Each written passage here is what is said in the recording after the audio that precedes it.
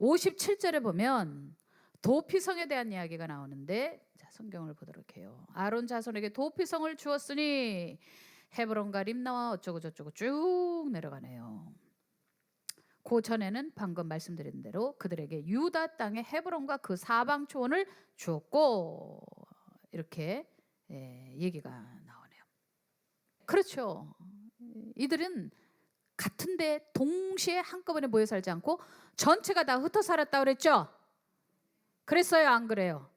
다 흩어 살았잖아요. 우리도 열방에 나가서 다 흩어져서 그곳에서 도피성 역할을 해야 됩니다. 요게 오늘 성경의 결론이네. 그러면 목사님은 가는 곳마다 우리가 교회를 세우나요? 레위 지파들이 이렇게 놀라운 대제사장 혹은 제사장 혹은 성전 봉사자 딱 이렇게 세 종류의 일을 했는데, 자, 레위는 어떤 역할에 따라 다 같이 대제사장, 이제 대제사장 이렇게 해서 아론 계보가 나오는 거고, 제사장, 네, 제사장으로서 이렇게 또 이렇게 제사를 돕는, 대제사장을 돕는 제사장들이 있었고, 그리고 또 이렇게 성전에 봉사하는 거 있잖아요. 희생제물을 드릴 때 이런 거, 성물 관리 이런 거 누가 해요? 다 레위 지파가 하는 거지. 엄청난 축복을 받았어요. 그런데 이들이 같이 모여 있지 않고, 물론 본 성전에서 이 성전에서 일하는 사람도 있지만 전국으로 쫙 다 흩어져 가지고 역할을 했더라는 것이에요. 야, 그 중에 보니까 성경에 어쩌면 좋아, 제일 먼저 딱 도피성 얘기를 해주는 거야. 57절 아론 자손에게 도피성을 주었으니 헤브론과 림나와 그 초원과 얏딜과 에스드모와 등등등 이렇게 나오네. 이스라엘은 총 6개의 도피성이 있었어요. 그중 하나가 헤브론에 있었어요. 그러니까 모든 제사장의 성읍은 도피성이다. 시작. 네. 그러면 여기서 우리는 아주 오늘 중요한 것을 배워야 합니다. 자, 모세가 살아있을 때 여호수아에게 그리고 모든 족장들에게 청원을 합니다. 레위인들이 거할 성읍을 주어라, 목초지를 주어라 하고 굉장히 요구를 해요. 모세는 진짜 사랑이 많은 사람이에요. 그들에게 그들이 나그네처럼 살게 될 것이다. 각 전국에 이제 이렇게 제사장들도 흩어져 있고 또 레위인들도 이렇게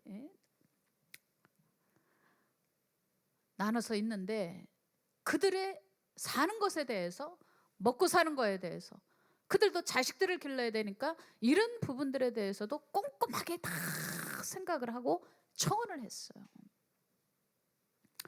제사장들은 도피성을 가졌어요.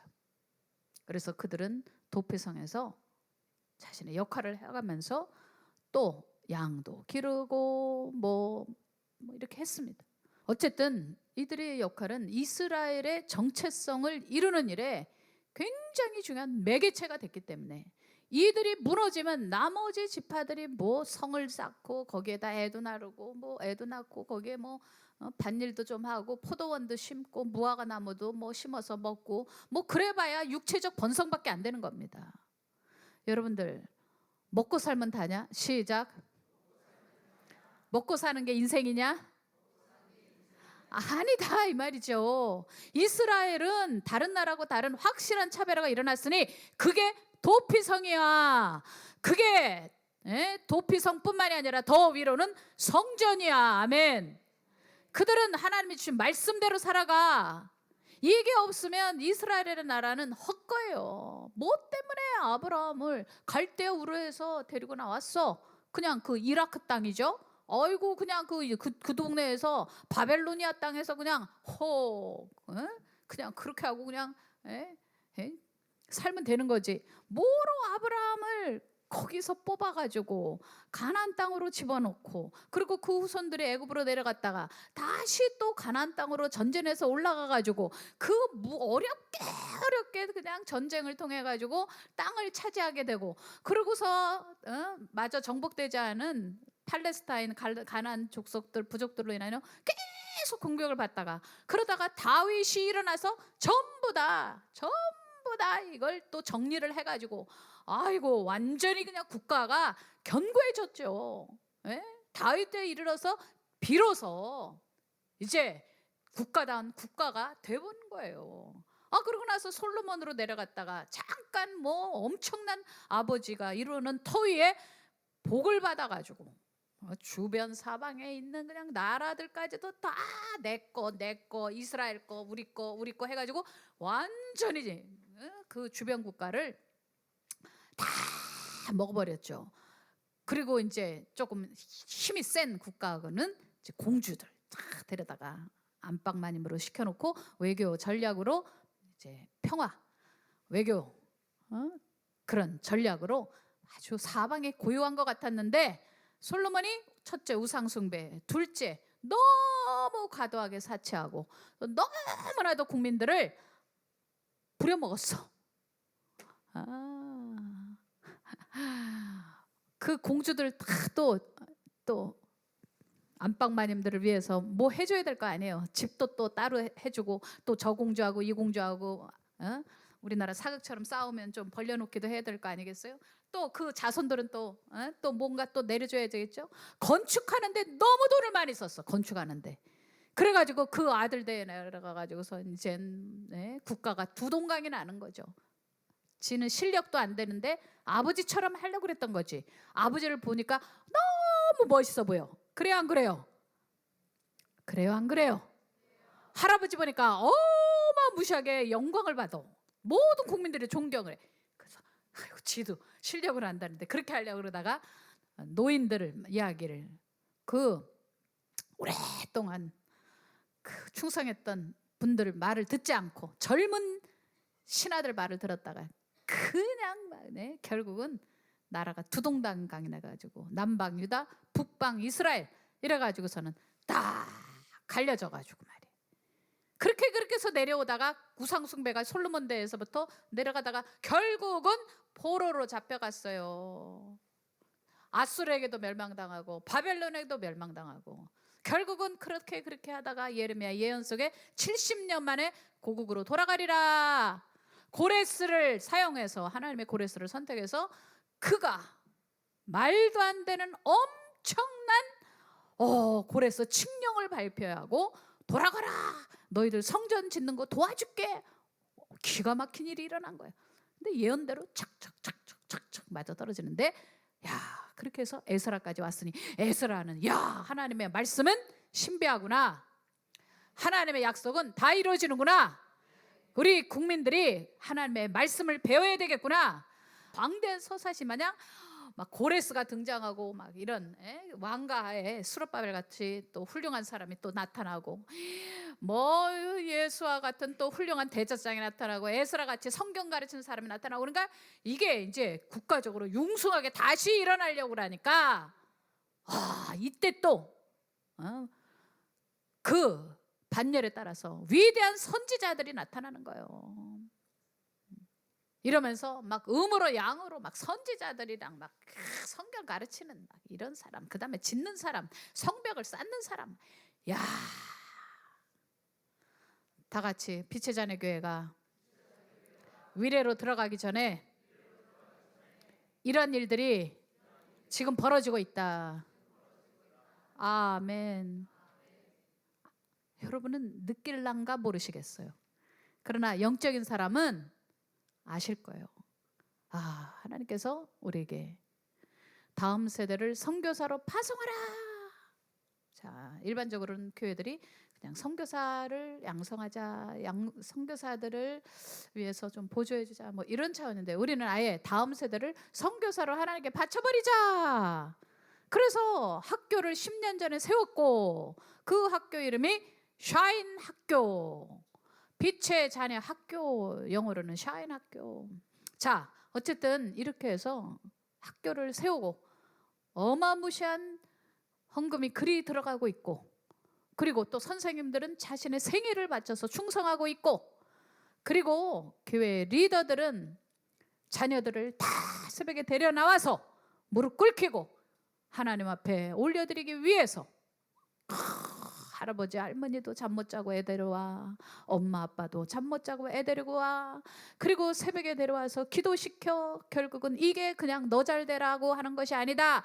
이거는 하나님의 나라를 위해서는 쓰임 받아야 되니 무릎이 야고보처럼 굵직하게 기도 근육이 쌓여야 하는 것이다.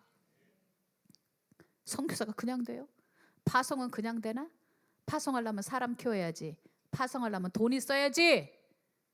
파송하려면 그들을 보내놓고 중보기도 하는 중보기도꾼 아줌마들 권사님들이 딱 서 있어야지. 이게 삼박자가 안 돼갖고 되겠어요?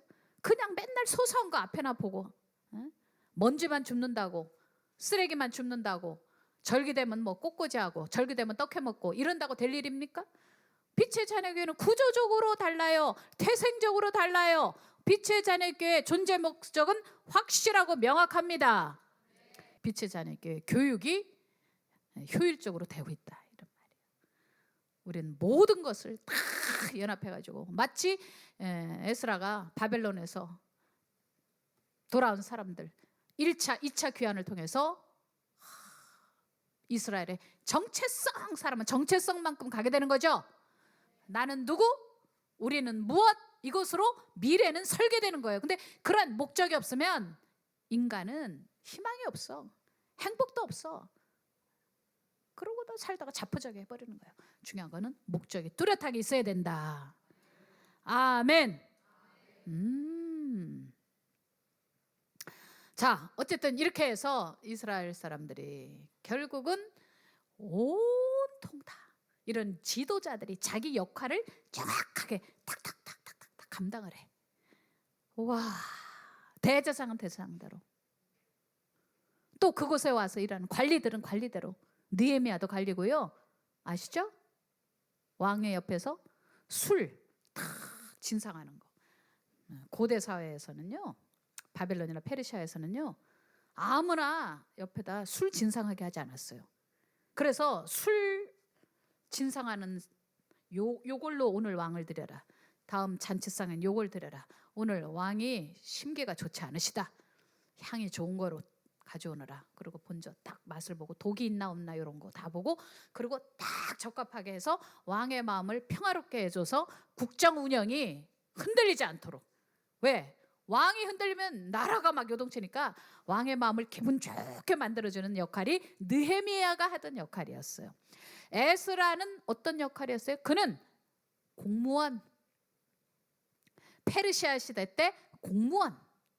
자, 어쨌든 이런 관리들은 관리대로 전부 다 역할을 해냈습니다. 우리 빛의 자녀교회는 내년에 미래로 가기 전에 각 역할들을 더 선명하게 하고, 지도자들은 자기의 정체성을 분명하게 깨달아서 2025년도에 위례로 가기 전에 각자 나는 누구, 우리는 무엇, 이거를 감당해야 돼요. 자, 도피성 얘기에다 말았는데요, 도피성은 우발적으로 살인한 사람들이 그곳에 가서 사는 거예요. 왜? 유족들이 살인을 하려고 하니까.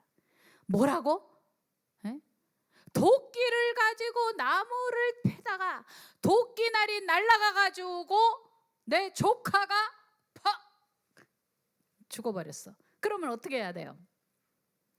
이놈의 자식이 이거 어떻게 도끼질을 해갖고 내 조카가 죽었네. 그랬더니 그 도끼질을 하던 사람이 아이고 낫을 들고 나를 죽이려고 쫓아오네 저 집 삼촌이. 아이고 안 되겠다 그래가지고서 도피성으로 가는 곳, 그게 바로 이 도피성의 역할이에요. 그곳에 가서 숨어 사는 거예요. 그리고 그들을 관리해주는 사람들이 바로 이런 제사장들, 레위인들이죠. 이들이 하는 거예요. 자, 그러면 지금 누가 도피성일까? 다 같이 크리스찬들이 세상의 도피성이다, 요걸 잊어버리면 안 돼요. 세상 사람들하고 똑같이 정죄하고 그놈 죽여 이러고, 크리스찬이 심지어 주의 종들까지도 정치의 앞잡이가 돼가지고 저놈 죽이라고 목사가 정치 맛이 들어버리면 더 해버려요. 목사가 이렇게 정치 색에 따라서 말을 바꿔가면서 막 그냥 이렇게 하면 진짜 모양새만 빠지는 게 아니라 아주 정말 어떻게 표현할 수가 없는 아주 추해지죠. 다 같이 크리스찬이나 주의 종들은 이 세상의 도피성이다. 사랑은 허다한 죄를 덮느니라. 사랑은 허다한 허물을 덮느니라. 그런 말씀 있죠? 도피성이죠. 하나님이 우리의 도피성이죠. 예수 십자가가 우리의 도피성이죠. 우리가 그렇게 많은 죄를 졌음에도 불구하고 십자가 예수 보혈로 가파르 우리 배웠잖아요. 카바한다. 아멘. 그게 덮다는 뜻이라고 그랬잖아요. 예수님이 십자가에서 피 흘리신 일은 가파르, 카바 우리의 죄를 덮어주시기 위해서. 그래서 우리가 지옥 가지 않도록 마귀가 귀신들이 탁 네가 타겟이다 막 그냥 우리를 죽이려고 할 때 예수의 피로 딱 덮어버리면 마치 반제장에 나오는 그 주인공이 가끔 이렇게 반지를 딱 끼면 사라지듯이 진짜 안 보여. 어디 갔지? 못 찾는 거예요. 마귀가 아무리 찾으려도 찾을 수가 없는 거예요. 마지막 심판대에서 우리가 행위에 대해서 심판을 받을 때 그때 예수님의 피가 우리를 덮어놓은 말미암아 마귀가 아무리 고소하고 고발해서 우리를 지옥으로 끌고 가려고 수많은 죄의 기록들을 가지고 막 흔들어도 예수 그리스도가 그 자리에서 하나님 우편에 딱 서 계셔서 계시니 불꽃 같은 눈으로 그 사단 마귀를 딱 쳐다보는 순간 사단 마귀는 말이 막혀가지고 뭔가를 말을 해야 되는데 말을 할 수가 없어. 왜? 예수님이 너무나도 큰 대가를 치르셨기 때문에 하나님께서 큰 의지와 결심을 하셔가지고 아들 예수를 우리를 위해서 내어주신 그 사랑 때문에 왈가왈부할 수가 없고 입을 꾹 다물고 미치겠네. 다 커버가 돼가지고 뭐라고 정죄를 해야 되겠는데 그래서 지옥으로 보내야 되겠는데 팩트 100% 사실 이런 죄 저런 죄 끔찍한 죄들 은밀한 죄들 비밀한 죄들이 쫙 리스트가 있음에도 불구하고 미치겠네. 돌아버리겠네. 아씨 어떡해. 예수님은 계속 쳐다보고 있는 거지. 내가 죄를 위해서 피를 흘렸다. 가파르 덮어버렸다. 그러니 뭐. 그리고 그 위에 하나님 아버지의 의지, 하나님 아버지께서 독생자 아들을 내어주시는 그 결심, 그 결심에 대해서 돌아설 수밖에 없는 거예요. 그리고 이제 예수님의 보혈, 예수님의 그 은혜를 받은 자들은 그런데 하나님의 은혜를 거절한 자들은 어떻게 해요? 완전히 사단 마귀가 우리를 못 건드렸으니까 그 더 막 억울해가지고 더 막 잔혹하게 막 물어뜯는 거지. 목사님 흉내내봐. 자, 우리는 지나갔어요. 아씨, 막 이런데, 어유 이 하나에 딱 올라왔어. 재판장에 딱 서서 법정에 하늘나라 법정에 진짜 재판은 마지막 재판이에요. 이 세상의 재판은 공의가 좀 빠질 수도 있고 실수가 있어요. 그러나 하나님의 눈에는 정밀하여 누구도 피해갈 수가 없는 거죠. 로마서 14장에 있는 말씀대로 모두가 자기의 죄를 직고한다 그랬죠. 무릎 꿇고 다 직고하게 됐어요. 말을 안 하려고 숨기려고 그러는데 이 땅에서 재판장에서는 어떻게 이렇게 넘어갔거든. 그런데 그 나라에 가가지고 이제 마지막 재판이 온 인류에 대한 재판이 이루어질 때는 제가 이렇게 다 말해 그냥. 제가 그날 도둑질 안 해? 도둑질 했고요. 내가 거짓말 안 해? 했고요. 아이고 뭐 온갖 것들이 다 입에서 뱉어내는 날이 그날 마지막 때 주님의 재림할 때 심판이 이루어진다 이 말이지. 엄청난 일이 그날 이 스펙타클한 일들이 벌어지는 거예요. 그런데 이제 우리는 지나갔어. 여러분도 저도 부끄럽지만 잘한 게 없네요. 그렇지만 주님의 은혜로 불꽃 같은 눈으로 우리를 지키시고 아멘. 아무도 머리카락 하나 못 건드리게. 예수님의 피 한 방울이 얼마나 보배로운 피인 줄 아시죠? 제가 좋아하는 찬양이 있어요. 예수 그리스도의 피, 예수 그리스도의 피.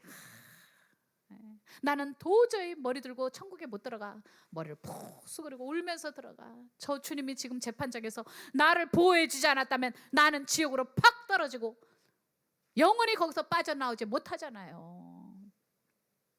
지옥이란 뜻이 뭐예요?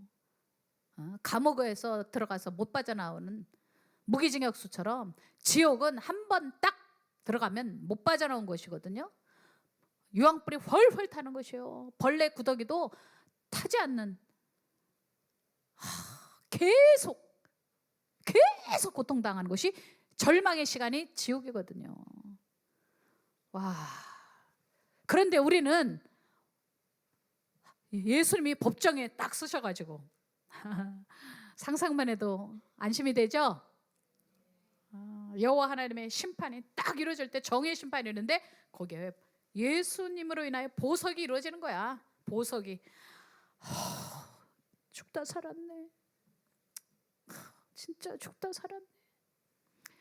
그런데 거기서 하나님의 은혜가 있으면서도 그걸 거부하고 믿음도 없고 아예 믿음을 팔아버렸고 예배도 드리지 않고 평생 먹고 사는 거 그냥 눈이 시뻘게 가지고 어디 가면 돈 있나, 어디 가면 뭐 출세하나, 어디 가면 쾌락 있나 이렇게 살다가 딱 법정에 올라왔어. 그랬더니 마귀가 우리한테 못한 걸 거기다가 배로 하겠지. 목사님 봐. 입을 아이고 나 그랬더니 안 나. 내가 지금 막 속이 화가 나가지고 김영민이 천국 가는 거 보고 내가 그냥 화가 나서 안 되겠다. 너 분풀이 근데 상상력이야. 안 놔주지. 너는 안 놓겠다. 한 번 씹은 거 입에 다 넣었는데 김영민은 빠졌다. 예수님의 보혈로 용서받고 저렇게 평화롭게 천국을 가는구나. 뒤통수를 보니까 김영민 뒤통수를 보니까 억울해 다 먹었는데 억울해 너 닮아났다. 끌고 지옥으로 질질질질. 호랑이가 토끼 잡은 것, 호랑이는 토끼 정도 안 되지. 사슴 정도 질질질질 이빨로 물고 이러고 지옥까지 가자 그러고 끌고 가잖아요. 여러분 그때 우리는 두 손 들고 하나님을 찬미하죠.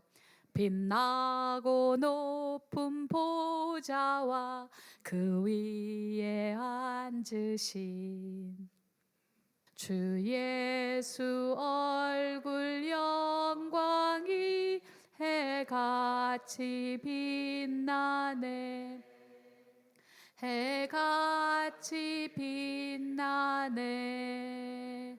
지극히 높은 위엄과 한없는 자비를 무천사 소리 모아서 늘 찬송 드리네. 무찬송 드리네. 영축을 나를 살리려 그 영광 버리고 그 부끄러운 십자가 날 위해 지셨네. 날 위해 지셨네. 영주의 생명이 있음은 주님의 은혜요. 저 사망 권세 이기니 큰 기쁨 넘치네.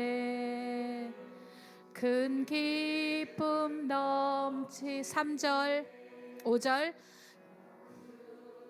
보좌 있는데 전한 몸 이르러 그 영광 몸소 배울 때 내 기쁨 넘치네.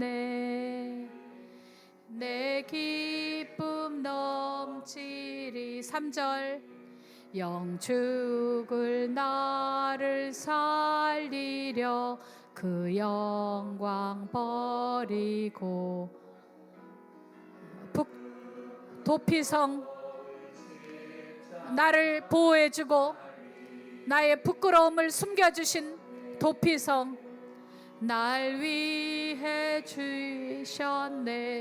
2절 지극히 높은 위엄과 한없는 자비를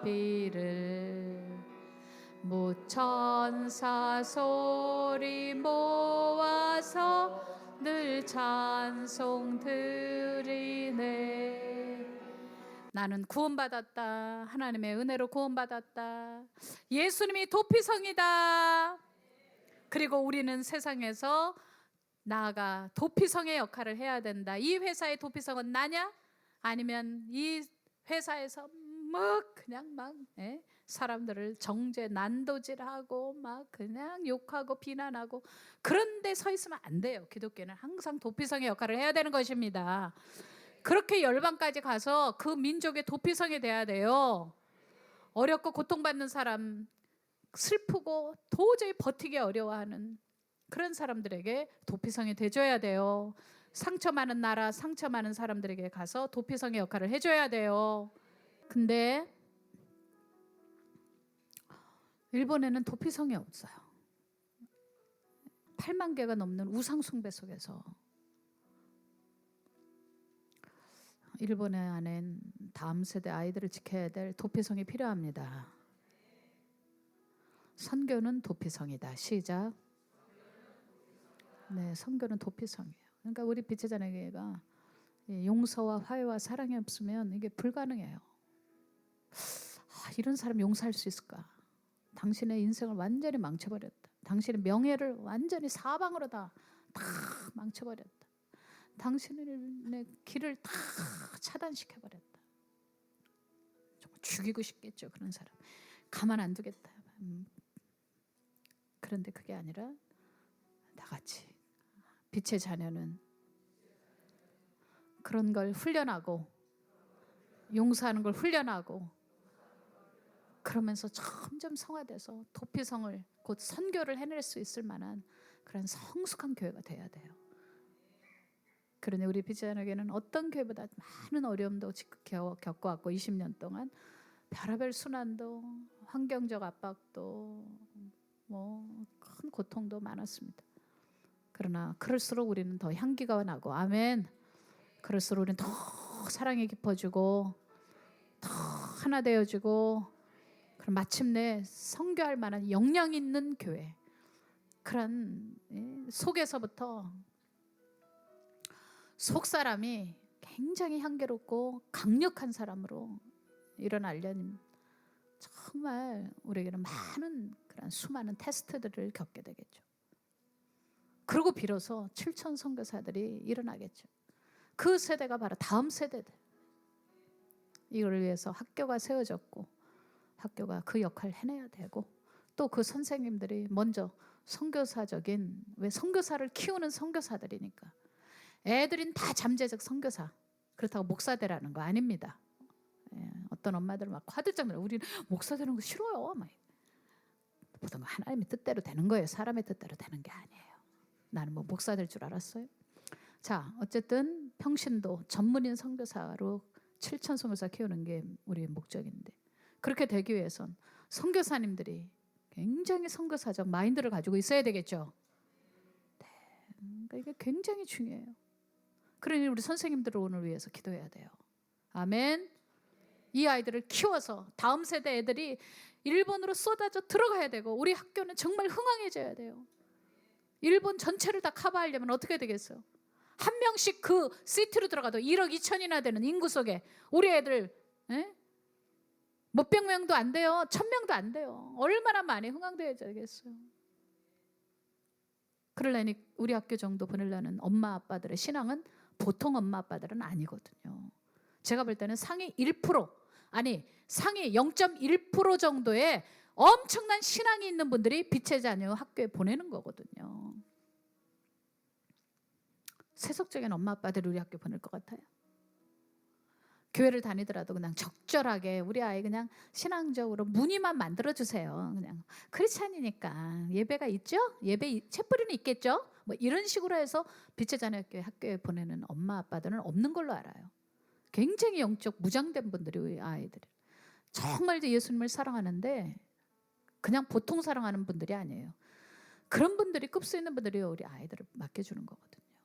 그런 이 아이들을 얼마나 선생님들이 진짜 마음으로 품고 내 자식처럼 길러야 되는데, 영적으로 내 아들, 영적 내 딸처럼 길러내야 되는데, 또 품에 안기는 아이들도 있지만 또 빗나가는 애들도 있고, 또 아니라고 싫다고 또 발버둥 치는 애들도 있고, 뭐 많을 거 아니겠어요. 그러려니 이제 선생님들이 얼마나 애간장에 끓고, 뭐 열이면 열 다 그렇게 길러주면 되는데 혈통으로 놔도 내 마음 같지 않잖아요. 분명히 부모가, 할아버지 할머니가 좋은 걸 내려줬는데도 그걸 거부하는 애들도 있으니까 뭐 어쩔 수가 없는 거잖아요. 그러니 우리 선생님들의 마음에 얼마나 상처가 많겠어요. 10년 됐는데 우리 학교가 그 배출된 수많은 아이들이 있는데 잘된 아이들도 있고 거부한 아이들도 있고 배반한 아이들도 있고 생각같이 잘 안 될 것 같은데 잘 길러진 애들도 있고 잘 길러질 줄 알았는데 보니까 또 그렇게 못 크고 힘겨운 아이들도 있고, 그런 상처가 얼마나 많겠어요. 우리 선생님들을 위해서 일본 열달은 다음 세대들이 들어가야 돼. 빛의 자녀 학교가 맡아줘야 돼. 일본은 우리가 주목해야 되는 게 영적으로 이렇게 이해하면 돼요. 한국과 일본은 왜 그렇게 이간질이 많을까? 왜 자꾸 가까워지려면 정치인들이 이용해서 떼어놓고, 가까워지려면 떼어놓고 계속 과거의 문제, 이거 해결, 서로가 피차간이지만 이렇게 되어지는 걸까? 다행히 이번에 일본의 총리는 크리스찬이더라고요. 굉장히 신앙이 좋은. 그러니까 그 가운데에서 뭔가 기대해 볼 수도 있겠지만은 지금까지의 역사는 그랬어요. 첫째, 여기에 영적인 것이 있구나. 크리스찬은 이거 뛰어넘어야 된다. 아멘. 그래서 우리 교회에서는 러브 재팬, 러브 코리아 하는 거예요. 지금 3년차 이제 되겠는데, 그 다음에 일본은 세계에서 순교를 제일 많이 한 국가죠. 한국도 아니고 로마도 아니고 제일 많이 순교했어요. 그리스도 크리스찬의 피가 흘렸기 때문에 우리가 무조건 해야 된다. 아멘. 결과를 따지도 말고 묻지도 따지도 말고 그들이 죽어가면서 뭐라고 기도했을까?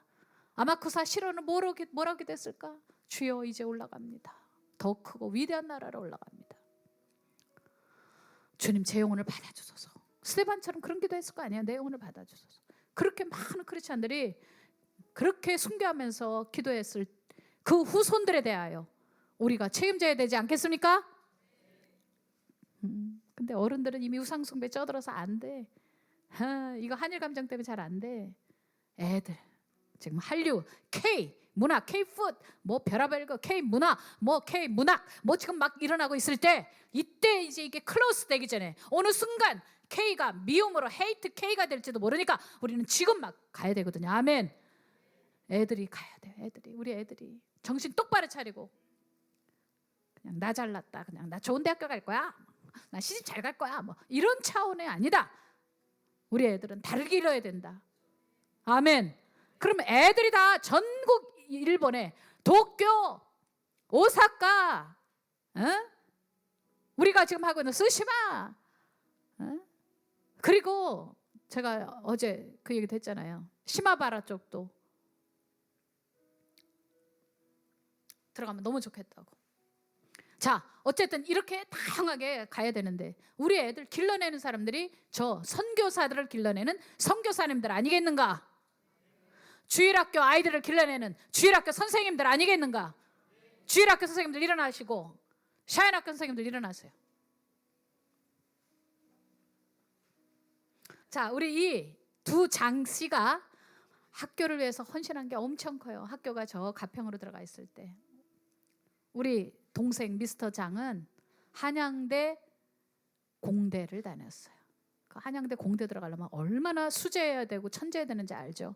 서울대 공대도 좋지만 한양대 공대도 엄청 좋아요, 여러분들. 그런데 그 모든 것들을 딱 장래를 포기하고 그리고 딱 졸업하고 가평으로 들어갔어요. 자, 그리고 이제 아기들을 낳았어요. 아기가 둘인가? 셋이지. 많이 더 낳았어. 아마 그 산속에서 난 것 같다. 부인도 선생님이었잖아요. 선생님으로 있다가 둘이 눈이 맞아 결혼했다니까. 그래서 애를 셋을 낳았어요. 자, 이들의 앞날을 누가 책임져야 될까? 아까 모세가 여호수아와 족장들에게 청원했어요. 이들을 위해서 목초지를 주어라. 목초지를 주어라. 자, 우리 장신우 선생님은 장교로 있다가 제가 불렀어요. 그런데 장신우 선생님은 우직해요. 대학생 때부터 와서 지금까지 보면 그냥 무조건 순종해요. 근데 산속에 들어가고 형제가 그 애들을 길러냈어요. 지금은 이제 그곳 사정이 있어서 기숙사를 폐지하고 우리가 내려와 있지만요. 그리고 이제 위례로 또 내년에 들어가겠지만 이 두 사람이 얼마나 많은 물질적 대가를 치렀을까요? 장 선생님은 장교로서 출세길이 보장돼 있었고 그 당시에 또 동생은 동생대로 큰 대기업에 들어갈 수 있었어요. 근데 이 두 사람이 그 모든 걸 포기했어요. 그리고 애들한테 심었어요. 그러면 우리 애들은 어떻게 컸을까요? 그 애들은 반응했을까요? 우리 애들은 이런 희생은 기억이나 할까요? 하나님께서 이들의 기도를 눈물을 들어주시고 이들의 하나님을 위해서 내려놨어야 됐던 것들에 대해서 기억해 주시라고 저는 믿습니다. 그 외에도 여기 선생님들을 하나하나 열거하면 다 놀라운 사정들이 있어요. 놀라운 자기 포기 그런 것들이 있어요. 시간이 없으니까 열거는 하지 않겠지만 그냥 샘플 하나만 들이댔지만 다 같이 우리 주여 삼창할 때 여기 있는 선생님들에게 좋은 목초지를 주시옵소서. 이것은 하나님이 주셔야 되는 것이고 또 우리는 늘 이들의 희생을 기억해 줘야 된다는 뜻이에요.